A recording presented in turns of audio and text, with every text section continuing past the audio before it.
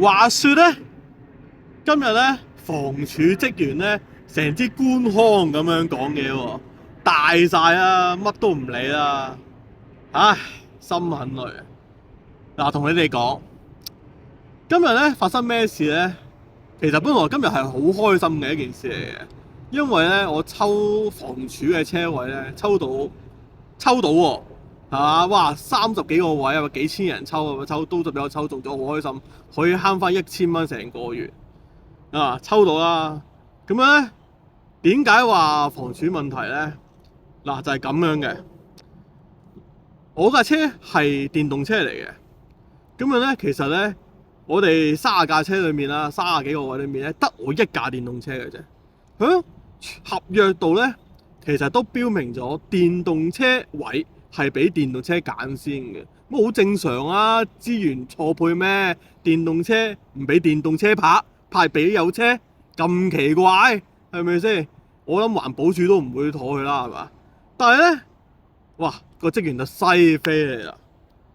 佢話我今次啊符碌啦，抽到叫做3號位，嗰個2號位咧就話拍咗10年，喺嗰個位度就話俾2號位攞咗我電動車位喎。咁我話求其啦，你叫做你有個電動車位就得啦，你理得你去擺喺個垃圾房門口咩？總之你有電動車位拍就得啦，咁樣咁個合約唔使理噶咯喎，啲條文又唔使理噶咯喎，係嘛？咁樣搞到好似我得罪晒全村人咁樣，因為我一個人黐唔到成條村喎。咁樣搞啦，咁樣當然佢哋唔會梗係理我啦，因為我一個小市民啊嘛，鬼叫我窮咩？係咪先？我一個小市民，佢又點會理我哋咧？咁繼續俾其他人簽啦，咁樣，最後尾點樣揾個經理出嚟解釋翻條文，都搞成日啦，係咪啊？即係佢臨收工搞到臨收工啦。